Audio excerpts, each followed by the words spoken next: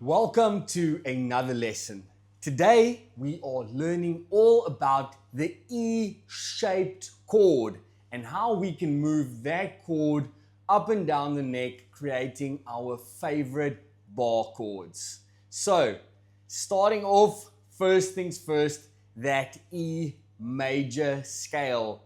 We're going to do two positions today, starting with the E major and then secondly the G major, just for comparison. So, starting on the open string, the E string, we are going to skip a whole step to F sharp, another whole step to G sharp, half a step to A, whole step to B, whole step to C sharp, another whole step to D sharp, and then finally half a step back up to E.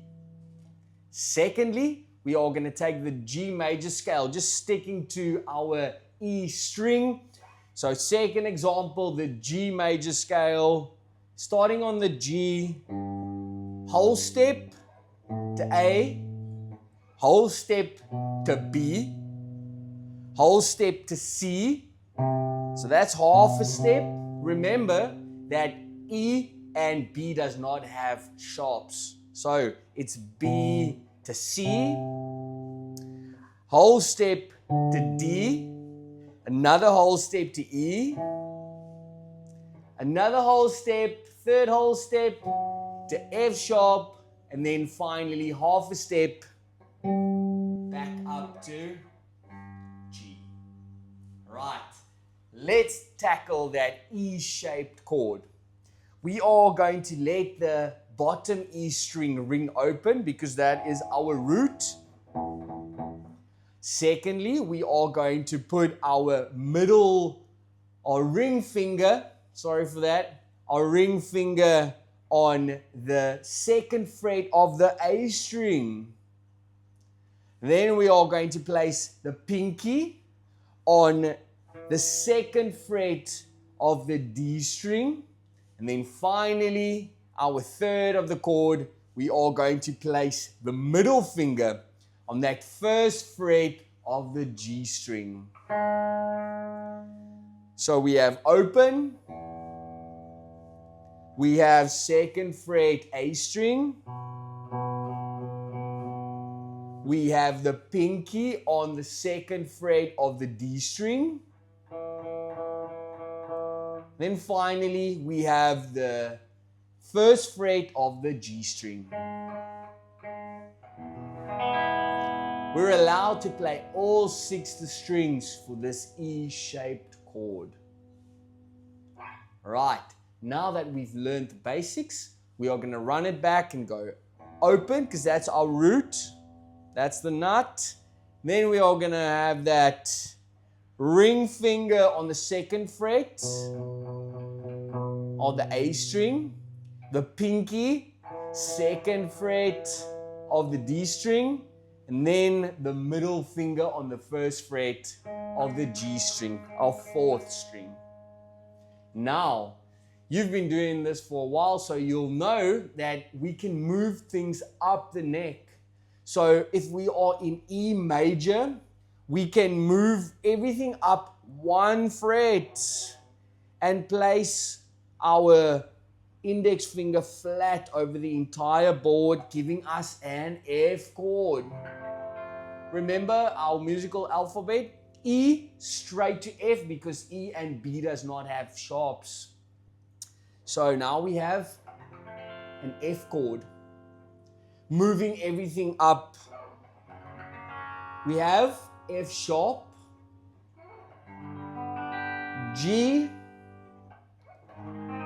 G sharp, A sharp, B, C, C sharp, D, D sharp, and then again back up to E.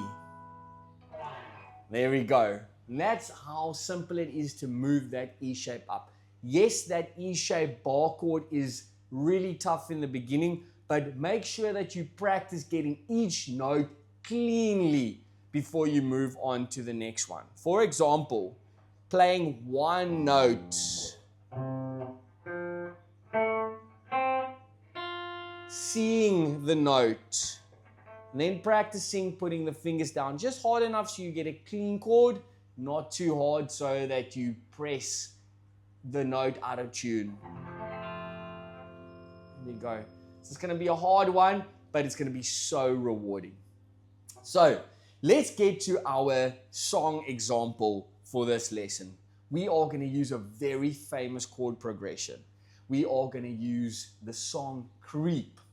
The chords that we require for this song is our G chord, G major. We have a B major on the 7th fret. We have a C major on the 8th fret. Can you hear it already? And then by lifting the middle finger up, it's going to make that C major chord a C minor. I wonder if you can hear the song already. 2, 3, 4. 1, 2, 3, 4. 1, 2, 3, 4. 2, 3, 4. So, get to practicing playing each chord cleanly. Don't rush through it. Remember that the metronome is your friend. Put it on a really slow pace once you've gotten the chords to ring out clearly, and then start playing that song on each one.